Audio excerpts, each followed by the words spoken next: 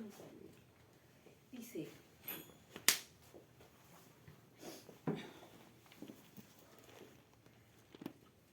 Hechos 2, si lo tiene puede leer, me puede decir amén. Amén.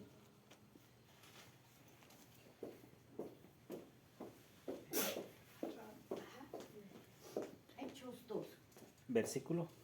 Vamos a leerlo, pues de hecho, vamos a leerlo todo, pero vamos a leerlo de 10 en 10 versículos. Yo leo los primeros 10, ustedes leen los siguientes 10.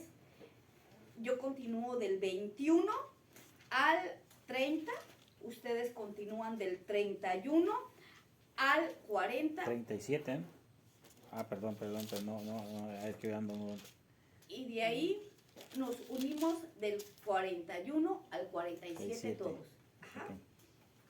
Muy bien. Hechos, capítulo 2. Leo los primeros 10 versículos del 1 al 10. Ustedes leen del 11 al 20. Yo leo del 21 al 30. Ustedes me ayudan leyendo del 31 al 40. Y nosotros juntos leemos del 41 al 47. Vamos a leerlo así y dice: y como se cumplieron los días de Pentecostés, estaban todos unánimes, juntos, y de repente vino un estruendo del cielo como de un viento recio que corría, el cual hinchió toda la casa donde estaban sentados. Y se les aparecieron lenguas repartidas como de fuego, que se asentó sobre cada uno de ellos. Y fueron todos ellos llenos del Espíritu Santo, y comenzaron a hablar en otras lenguas, como el Espíritu les daba que hablasen. Y moraban entonces en Jerusalén judíos, varones religiosos de todas las naciones debajo del cielo. Y hecho este estruendo, juntóse la multitud, y estaban confusos, porque cada uno les oía hablar su propia lengua. Y estaban atónitos y maravillados, diciendo: he aquí, ¿no son galileos todos estos que hablan? ¿Cómo pues les oímos nosotros hablar cada uno en nuestra lengua en que somos nacidos? Partos y medos y elamitas, y los que habitamos en Mesopotamia, en Judea y en Capadocia, en el Ponto y en Asia, en Pigia y en Pamplín, en Egipto y en las partes de África que está de la otra parte de Cirene, y romanos extranjeros, tanto judíos como convertidos. Cretenses y árabes, los oímos hablar en nuestras lenguas las maravillas de Dios, y estaban todos atónitos y perplejos, diciéndose unos a otros: ¿qué quiere decir esto? Mas otros, burlándose, decían: están llenos de mosto. Entonces Pedro, poniéndose en pie con los 11, alzó la voz y les habló diciendo: varones judíos y todos los habitantes de Jerusalén, esto os sea notorio, y oíd mis palabras, porque estos no están ebrios, como vosotros suponéis, pues que es la hora tercera del día. Mas esto es lo dicho por el profeta Joel. Y en los postreros días, dice Dios, derramaré de mi espíritu sobre toda carne, y vuestros hijos y vuestras hijas profetizarán, vuestros jóvenes verán visiones, y vuestros ancianos soñarán sueños. Y de cierto sobre mis siervos y sobre mis siervas en aquellos días derramaré de mi espíritu y profetizarán. Y daré prodigios arriba en el cielo y señales abajo en la tierra, sangre y fuego y vapor de humo. El sol se convertirá en tinieblas y la luna en sangre, antes que venga el día del Señor, grande y maravilloso. Y será que todo aquel que invocare el nombre del Señor será salvo. Varones israelitas, oíd estas palabras: Jesús Nazareno, varón aprobado de Dios entre vosotros, en maravillas y prodigios y señales, que Dios hizo por él en medio de vosotros, como también vosotros sabéis. A este, entregado por determinación, consejo y providencia de Dios, prendisteis y matasteis por manos de los inicuos, crucificándole, al cual Dios levantó, sueltos los dolores de la muerte, por cuanto era imposible ser detenido de ella. Porque David dice de él: veía al Señor siempre delante de mí, porque está a mi diestra, no seré conmovido. Por lo cual mi corazón se alegró y gozóse mi lengua, y aún mi carne descansará en esperanza, porque no dejará mi alma en el infierno, ni dará a tu santo que vea corrupción. Hiciste notorios los caminos de la vida, me henchirás de gozo con tu presencia. Varones hermanos, que se os pruebe libremente decir del patriarca David, que murió y fue sepultado, y su sepulcro está con nosotros hasta el día de hoy.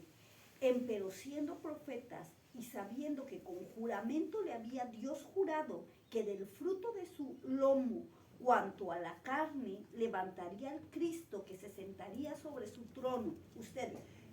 Viéndolo antes, habló de él la resurrección de Cristo, que su alma no fue dejada en el Hades, ni su carne vio corrupción. A este Jesús resucitó Dios, de lo cual todos nosotros somos testigos. Así que, exaltado por la diestra de Dios, y habiendo recibido del Padre la profecía del Espíritu Santo, ha derramado esto que vosotros sois y oís. Porque David no subió a los cielos, pero él mismo dice: dijo el Señor a mi Señor, siéntate a mi diestra, hasta que ponga a tus enemigos por estrado de tus pies. Sepa pues, ciertísimamente, toda la casa de Israel, que a este Jesús a quien vosotros crucificasteis, Dios le ha hecho Señor y Cristo. Al oír esto, se compungieron de corazón y dijeron a Pedro y a los otros apóstoles: varones hermanos, ¿qué haremos? Pedro les dijo: arrepentíos y bautícense cada uno de vosotros en el nombre de Jesucristo para perdón de los pecados, y recibiréis el don del Espíritu Santo. Porque para vosotros es la promesa, y para vuestros hijos, y para todos los que están lejos, para cuantos el Señor nuestro Dios llamare. Y con otras muchas palabras testificaba y les exhortaba diciendo: sed salvo de esta perversa generación. Juntos.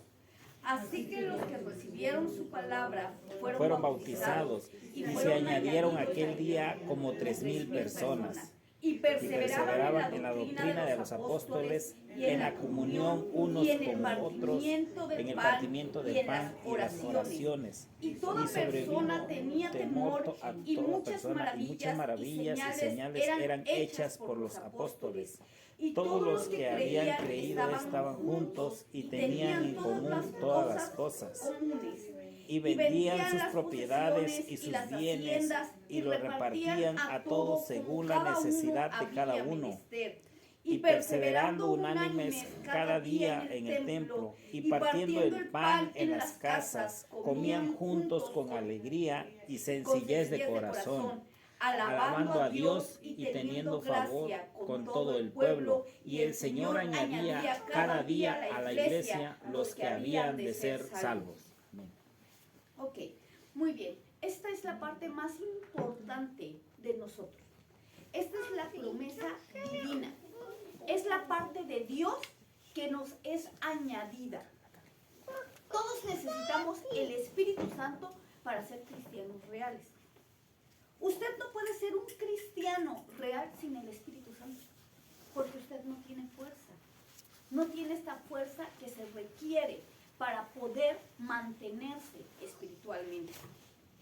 Usted podría mantenerse con la salvación peleando constantemente con su propia voluntad, absteniéndose usted, manteniéndose usted con todas las fuerzas posibles y siempre en esta caída y bajada. Y probablemente en el primer problema usted ser vencido y tener que nuevamente recurrir a este poder de la salvación. Y este círculo vicioso nunca se acabaría, porque la salvación es una parte fundamental, pero el Espíritu Santo es la presencia de Dios que se necesita estar en cada uno de nosotros para poder continuar con la vida del cristiano. Si usted no tiene el Espíritu Santo en su vida, usted no se engañe. Usted no es un cristiano verdadero. usted todavía está en ese proceso egoísta en el que usted solamente está dependiendo de la vida de otros para sobrevivir. ¿Cómo es esto? ¿La salvación es mala? ¿La salvación no es suficiente? No, sino que la salvación tiene que estar complementada con el Espíritu Santo. El Espíritu Santo es Dios mismo en nosotros. Y cuando usted es salvo, usted solamente recibe de Dios.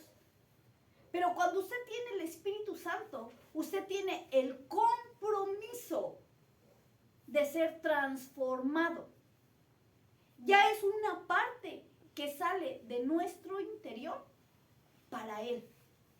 Ya es una parte de nuestro trabajo para Él. Ya es la parte en la que yo tengo que comprometerme para Dios. Y muchas veces nosotros como cristianos nos saltamos de esta parte egoísta a la siguiente parte. Porque nada más nuestra oración y nuestra vida viene en mí, yo, mi alrededor, solamente es para acá, para dentro de mí. Señor, necesito tu ayuda. Señor, transfórmame. Señor, cambia los que me molestan. Señor, transforma a la gente. Señor, dame. Señor, ayúdame. Señor, tú haz tu voluntad. Pero realmente nosotros no tenemos esta disposición de cambio. Nosotros no tenemos esta carga de que yo soy el primero que tiene que ser transformado. Nosotros no tenemos esta carga de que no es mi hermano, soy yo el que necesito ser cambiado, aunque nadie cambie. Y esta carga viene del Espíritu Santo. Esta actitud que hace que nosotros nos veamos tal y como nosotros somos, viene de la luz del Espíritu Santo. De allí en fuera, usted está completamente perdido. Usted al momento de vivir su vida sin el Espíritu Santo, déjeme decirle que si usted logra terminar la carrera, sería un verdadero milagro. ¿Por qué? Porque si con el Espíritu Santo es difícil, sin el Espíritu Santo, no sé cómo se le puede hacer. El Espíritu Santo es la fuerza, es la vida que nosotros tenemos para poder vivir el cristianismo. Nada se puede llevar a cabo sin el poder del Espíritu Santo. Nada, nada. Ni siquiera el trabajo de la iglesia, ni siquiera el trabajo personal real. Todos podemos fingir. Eso sí, lo podemos hacer todos. Todos podemos cambiar parcialmente, momentáneamente. Solo cuando me siento bien, me comporto de una manera, pero cuando me siento mal, me comporto de otra. Esta inestabilidad viene a marcar algo. Nos hace falta la vida real. La vida verdadera. Nos hace falta vivir como se vive en Dios. Pero esa fuerza y ese poder no es humano. Porque si fuera humano, cualquiera de nosotros lo podría vivir. Esa fuerza y ese poder vienen de la unción del Espíritu Santo, de la llenura del Espíritu Santo y del bautismo del Espíritu Santo. ¿Qué es lo que pasa? ¿Quién fue el que nos llevó a nosotros a la salvación? El Espíritu Santo. Cuando Él nos jaló, como aquel pescador que avienta su caña de pescar, su hilo de pesca, su anzuelo, lo aventó al mar de la vida y ahí nos pescó y nos comenzó a jalar el Espíritu Santo. Pero ese anzuelo fue para atraernos a Él. Fue para atraernos, para pescarnos, para atraernos hacia su casa, hacia donde Él vive. Pero ese anzuelo, solamente fue para mostrarnos lo que había aquí adentro. Y cuando usted recibió al Señor Jesucristo en su corazón, es cuando usted es invitado a una casa. Y usted vive como invitado en una casa. Usted llega a la casa, pero usted se siente en confianza, en plena confianza, cuando usted está como invitado en la casa. ¿Cuál es su sensación cuando usted llega como invitado a una casa? Todo depende de cómo la casa se comporte, es mi sentimiento, ¿verdad? ¿Por qué? Porque soy invitado. Pero cuando usted llega a su casa, ¿cómo se siente? ¿Cuál es su sensación? A veces ni lo percibe porque es común, ¿verdad? Porque yo llego a mi casa y yo sé que me puedo quitar los zapatos desde la entrada, sé que puedo, no sé, acostarme en donde sea, sé que puedo hacer lo que yo quiera porque es mi casa, ¿verdad? ¿Verdad que sí? Me siento con familiaridad. Esa es la diferencia cuando nosotros estamos llenos del Espíritu Santo. Nosotros sabemos, tenemos identidad en Él, en su casa. Cuando usted llega aquí a la casa de Dios y llega así como que el Señor me aceptará, el Señor me tocará, el Señor me verá, el Señor podrá hacerme sentir su presencia, el Señor estará de buenas o estará de malas, la presencia de Dios va a bajar. Déjeme decirle algo, usted no tiene identidad. Usted sigue siendo invitado. Usted no es de la familia. Tristemente, es una, ¿cómo se llama? Es una mala noticia. Usted es un invitado de la casa. Hay otros que es diferente. Llegan y sirven, limpian, arreglan, están al tanto en la casa y todo, pero cuando se trata de Dios, se sienten alejados. Sirven, pero todos saben, no, es que a ver si el Señor no nos castiga, no a ver si el Señor no nos regaña, no a ver si el Señor no nos hace. Déjeme decirle algo, usted no es hijo, usted es esclavo de la casa. Bienvenido. Usted es esclavo de la casa. Usted sigue sin identidad espiritual. Sigue sin identidad espiritual. Por eso su comportamiento. Por eso. Porque no es parte de la familia. Qué importancia tan grande del Espíritu Santo. Qué importancia tan grande de esta identidad. Les voy a hacer una pregunta ahora a los que son parte de una casa. Hermanos, hermano Jera, ¿usted puede darse el lujo de no trabajar? Pero hermano Jera, usted es libre, libre, nadie lo obliga. Pero la responsabilidad. Hermano Jera, pero usted podría saltarse la responsabilidad. ¿No podría saltársela? Dígame usted, ¿sí o no? No, porque me comen las niñas. No. ¿Pero usted podría hacerlo? Sí podría, pero no debo. ¿Por qué? Porque tengo una responsabilidad. ¿Se sienta bien o se sienta mal? ¿Verdad que sí? O sea, no se puede. ¿Por qué? ¿Por qué no se puede? ¿Verdad que es diferente? Le voy a preguntar, ¿usted podría hacer lo mismo por otra familia que usted no conozca? No. ¿Por qué? Pues porque tiene su familia. ¿Verdad? Sí. Claro, porque no es mi familia. Nos damos cuenta, estamos hablando de identidad a través del Espíritu Santo. Estamos viendo nuestra identidad. ¿Quién soy yo aquí? ¿Qué soy yo? Le vas a pasar el fuego. ¿Y no se dan cuenta que así nos comportamos en la casa de Dios? Nosotros no tenemos una identidad en la casa de Dios. Algunos somos invitados, solamente. Y venimos así, híjole Señor, con Dios. No estoy diciendo en la iglesia, con Dios. Con Dios, que es lo más peligroso. ¿Qué es lo más preocupante? Estamos hablando de Dios mismo, del que nos salvó, del que nosotros dejamos todo, aparentemente todo por Él. Y llegamos aquí. Hermano, ten mucho cuidado porque el Señor te puede castigar. Como si usted llegara a una casa y tuviera miedo de no pisar, ¿no?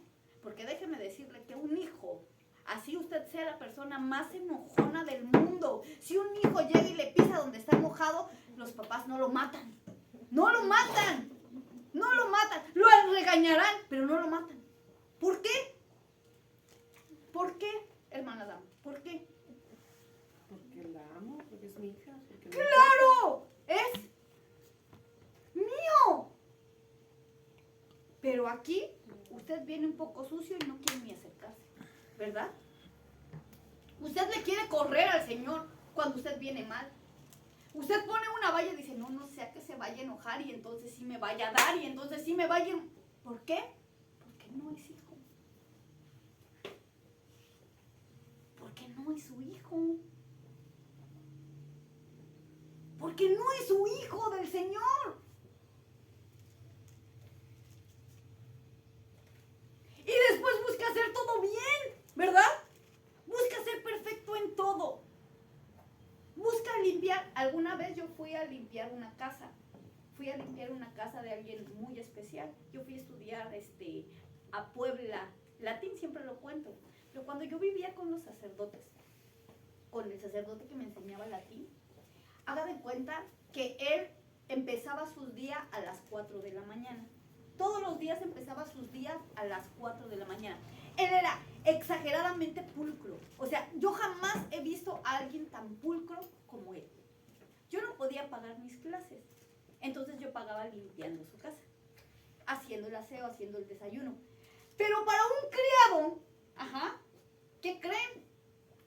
El día no empieza con el amo. El día tiene que empezar antes. Si él se levantaba a las 4, yo a las 3 tenía que tener limpio. Mínimo a las 3 de la mañana tenía que estar de pie y lo primero que hacía era sacar todos los sillones a la calle. Porque era un cuarto chiquitito, era una casa de Infonavit. Sacaba todos los sillones a la calle. Y después de sacar todos los sillones empezaba a barrer. Cada libro, todas las paredes tenían libros. Todas. Sacaba cada libro y lo sacudía. Pero no crean que porque yo era limpio. No. ¿Por qué creen que lo hacía?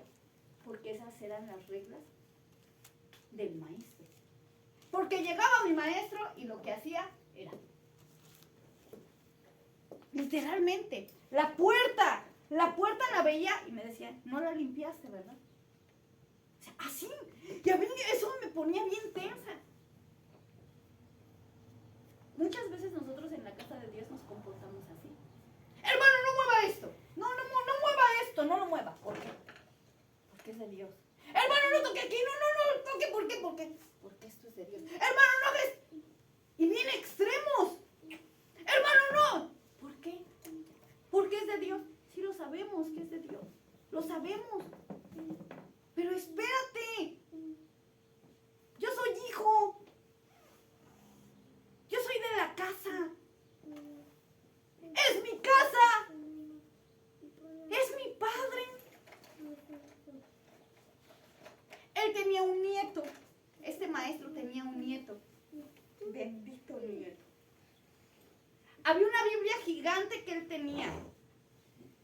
El único que la agarraba, aparte del maestro, era el nieto. Llegaba y se sentaba en el asiento del maestro y empezaba con la Biblia que habla. Y nosotros decíamos, hijo, le voy a romper las hojas, y a ver, regaña al nieto. No, si los hijos le tenían pavor al maestro, ahora ni los hijos se atrevían a decirle algo. Y llegaba el abuelo. Y todos le teníamos un miedo. Y déjenme decirle que iban sacerdotes católicos, iban monjas, iban de todas las religiones a aprender latín con él. Y todos le tenían un pavor. Pero el nieto se sentaba en su escritorio y empezaba fra. Y el sacerdote lo veía y se le quedaba viendo. Era un ex sacerdote, se le quedaba viendo desde la esquina y le decía, ¿qué dice, hijo? Aquí dice que debo de obedecer a mi papá. Está chiquitito. ¿Y qué dice en la otra hoja? Que me tengo que comer todas las verduras. ¿Y qué dice en la otra hoja? Y nosotros sabíamos que no decía. Pero usted se da cuenta la diferencia entre el hijo y la diferencia entre el esclavo y la diferencia entre el invitado y la diferencia entre los convidados y la diferencia entre los que son de casa y los que no son de casa. ¿Usted se da cuenta? Pues ¿qué cree? Espiritualmente y en la casa de Dios también hay esas divisiones. Pero aquí usted decide qué es.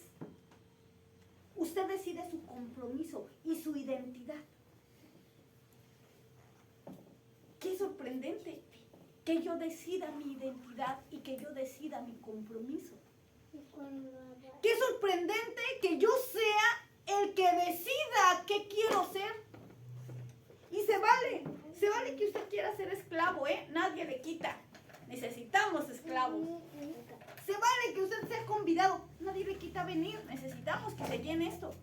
Se vale, pero la pregunta es, yo como humano, ¿qué quiero ser? ¿Yo quiero ser uno más del montón? ¿Yo quiero ser uno más? ¿O quiero ser la diferencia? ¿O quiero marcar la diferencia? ¿Quiero destacar? Déjenme decirles, la palabra de Dios dice, Saúl mató a 1000 y David mató a 10,000. No lo dice, a ver, espérame. Me habla de David, me habla de Saúl, pero ¿alguien me puede decir algún nombre de algún soldado que marque la Biblia? Y déjenme decirles que el ejército era grande. Tú puedes ser un soldado, no te preocupes, se necesitan para la guerra. Uno más, sin problema, siempre hacen falta manos. ¿O quieres ser un David? ¿O quieres ser un Saúl que destaque? Que se escriba de ti en la palabra de Dios. Tú puedes decir, ay no, pero es que yo soy muy débil, yo no puedo hacer nada, yo no sé hacer nada. Apenas estaba escuchando sobre un misionero, estaba estudiando sobre uno de los misioneros. A mí me gusta estudiar mucho misionología. Pero entre uno de los misioneros que yo recuerdo está uno que se llama John. Este misionero tenía una característica. Él era hijo de una familia de misioneros. Pero su hermano mayor era el que destacaba. Dicen que era muy bueno muy elocuente para predicar la palabra de Dios y muy elocuente para poder dar el evangelio. Pero él era parcialmente sordo. Y cuando él hablaba acerca de que no escuchaba bien, su lenguaje, su forma de hablar, no podía pronunciar las palabras correctamente. Entonces cuando lo mandan de misionero a China, ¿qué creen? Era un fracaso en China.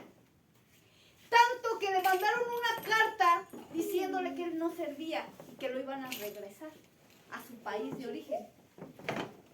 Y él dice, tanto que pasé, porque para esto su hermano se había muerto y el único de la familia que quedaba vivo era él.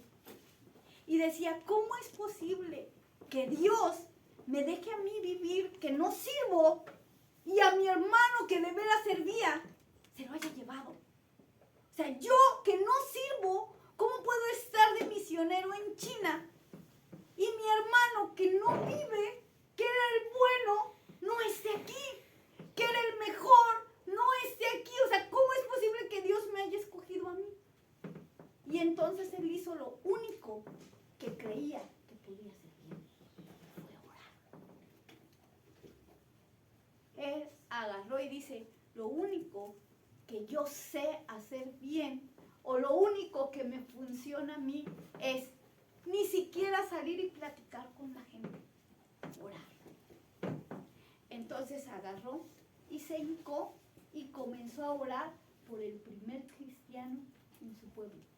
Él ni siquiera podía mantener en un año una conversación para ir a la tienda o ir a comprar algo con un chino.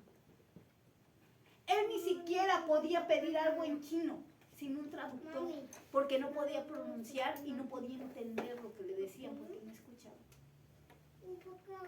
Pero él agarró y dobló sus rodillas y comenzó a orar por la primer persona china, de origen chino, que tenía que convertirse al cristianismo. Y déjenme decirles que había misioneros que tenían 60 años trabajando en China sin ningún convertido. 60 años, más de la vida de muchos de nosotros, trabajando, predicando el evangelio sin que nadie se convirtiera. Y este misionero se hincó y le dijo, si tú me mandaste aquí y para lo único que sirvo es para orar, es lo que voy a hacer. Se hincó y comenzó a pedir, Señor, uno que se convierta. Señor, uno que se convierta. Había una misionera en ese tiempo llamada Gladys. Esta misionera solamente tenía una persona que le había ayudado desde que era un niñito hasta que era adulto y era quien le traducía a la gente los mensajes.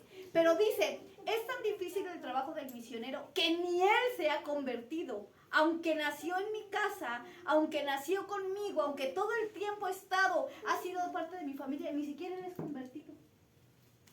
Y le decía a quien iba a trabajar con ella, así tan difícil es el trabajo del misionero. Entonces este hombre, imagínense el peso para alguien que lleve el evangelio a otro país, el poder lograr que se convierta uno solo. Este hombre comenzó a orar y a pedir que se convierta uno. Que se convierta uno. Que alguien nos diga, se convirtió una persona. Que alguien nos diga en esta orden misionera de los 27 primeros misioneros que llegaron a China, nos diga, se convirtió uno. Estamos hablando de 60 años. ¿Cuántos años tiene usted? 60 años, 2 veces su edad. 60 años. Imagínense, sin fruto. Imagínense que usted estuviera trabajando en su puesto durante 60 años y que nadie se parara con él. Nunca podría sostenerlo. Imagínense ustedes trabajando y que no se lograra nada por años. Por años. Que en su trabajo nadie se subiera. Por años. Imagínense. Si no es difícil. Y este misionero llega y empieza a pedir, solamente te pido que se convierta. Que valga la pena todo el trabajo. Uno que se convierta. Uno que se convierta. Uno. ¿Y qué creen? Se convirtió. Y les avisaron, ¿sabes qué? Se convirtió uno. Y él dice, sirvió esto. Se hinca, Señor, que se convierta. Señor, que se conviertan 2. Te ruego que haya 2 convertidos. Te ruego que hayan 2 convertidos. Le avisan, se convirtieron 2. Y él dice, ¿eres tú conmigo, Señor? Y otra vez se hinca, Señor, que se conviertan 3. Señor, te ruego que se conviertan 3. Y la historia dice que su oración no era común. Su oración no era una oración como que nada más se hincaba y oraba, ¿no? Sé que su oración era tan elocuente que él se conoce como el hombre que nunca duerme. Dice que en la madrugada veían su quinqué, porque era un tiempo en donde no había electricidad, su quinqué encendido y se escuchaba él orando. Orando, orando, orando, orando, orando, orando por la conversión de la gente. Solamente porque se convirtieron. No por otra cosa, solamente porque se convirtieran. Él no podía levantarse a hablarle a la gente, pero sabía cuál era su posición y sabía que él había sido enviado a China con un propósito. Él tenía su identidad. Él sabía qué era lo que iba a hacer en su lugar y estaba firme y estaba determinado en lograr hacer lo que Dios le había mandado hacer. Y hermanos, esa identidad es la que nos hace falta. Porque para que usted se mantenga un año sin ver resultados, es difícil. Pero usted manténgase 60 años en un lugar sin ver hacer nada y no los aguanta, a menos que usted tenga el poder del Espíritu Santo. Y de ahí es cuando nosotros marcamos esto del Espíritu Santo. Se necesita para poder soportar. Usted no puede soportar la vida sin Él, la vida cristiana. Yo les puedo hablar de gente que murió, se les murió toda la familia. Tan solo recuerdo a una mujer llamada Stevia Flo. ¿Sí las recuerdan? Cuando les platiqué de ella. Stevia Flo era una misionera con su esposo que se fue a África.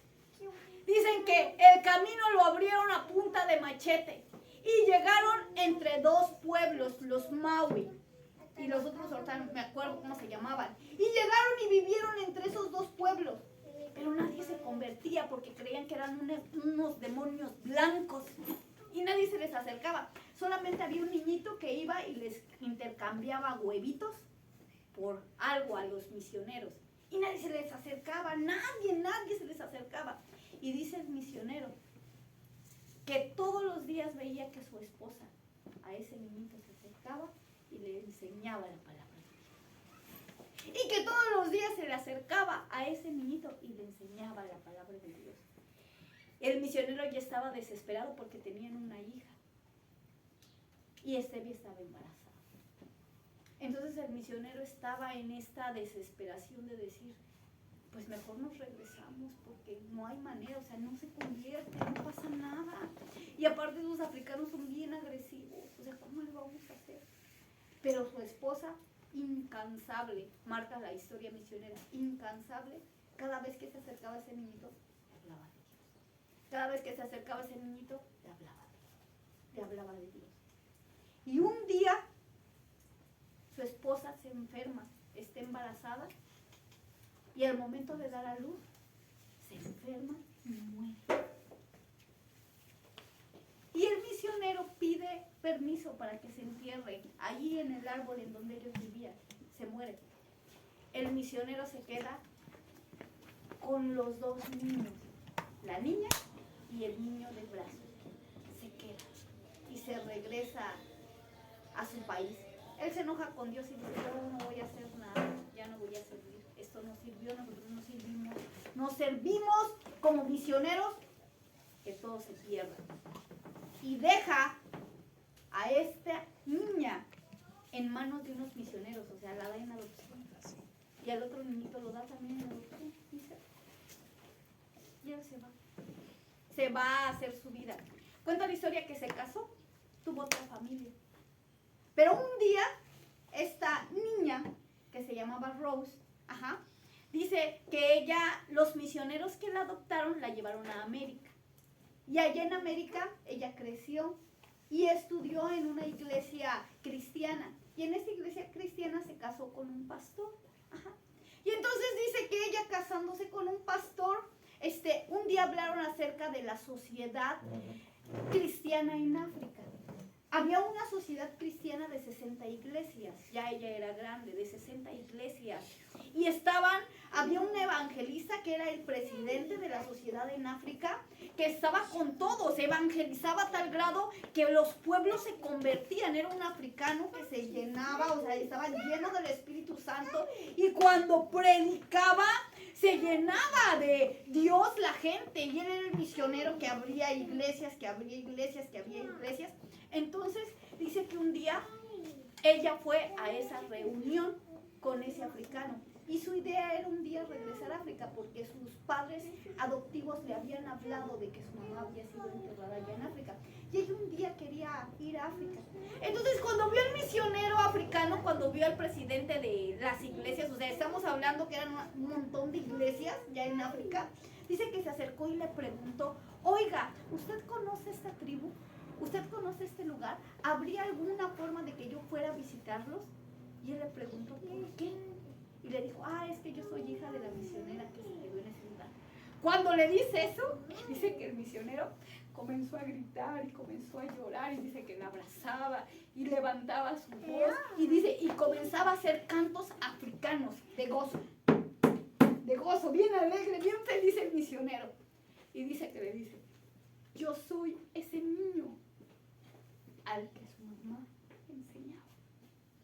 Yo soy ese niño que fue a la tribu y les pidió permiso para que enterraran a su mamá. Y en mi tribu, la lápida de su mamá la tenemos como nuestra madre espiritual. Y en la lápida de su mamá pusimos el verso que dice: los que sembraron con lágrimas, con regocijo recogerán.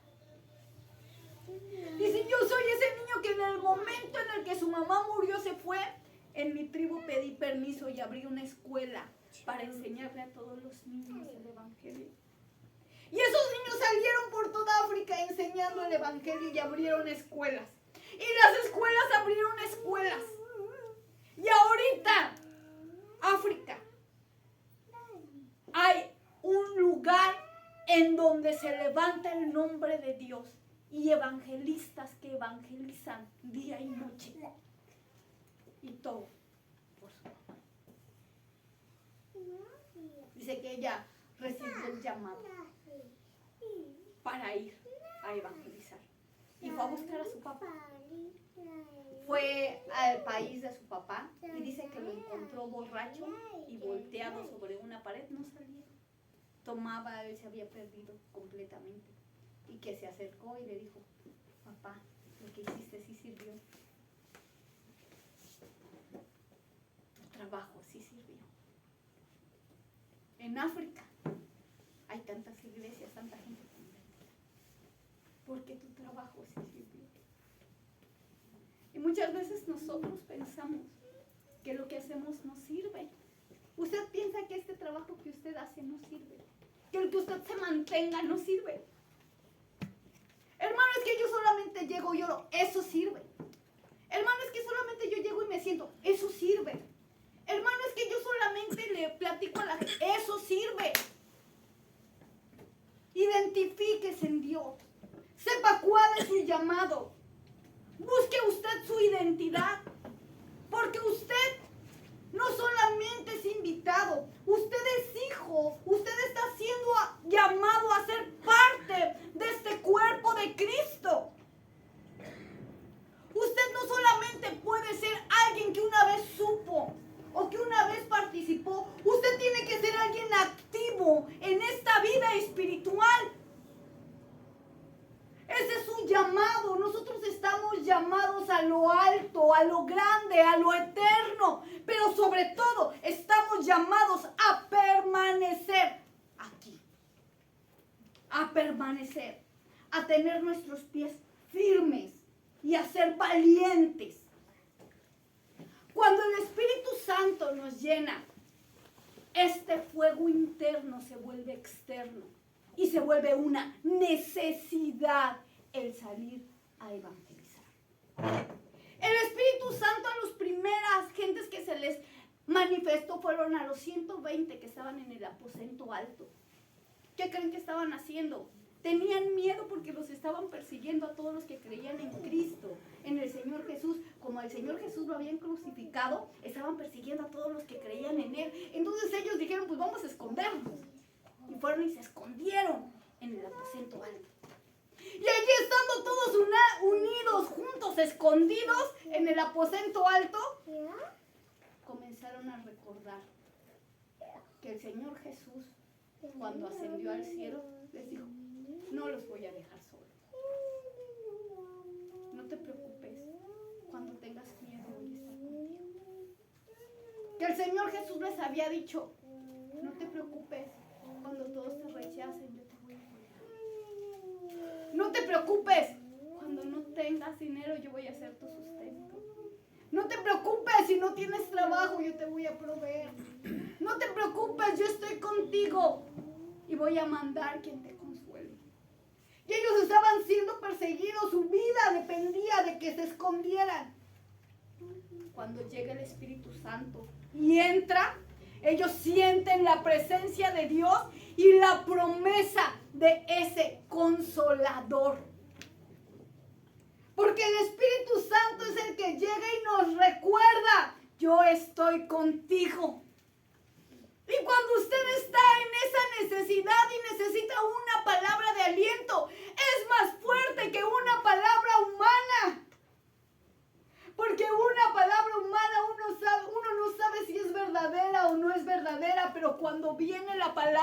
Dios y nos llama al oído y nos dice, soy tu amigo, estoy contigo, no te preocupes, te voy a proveer lo que necesitas, voy a sanar tu corazón. Si algo te duele, voy a llenar tus heridas de sanidad.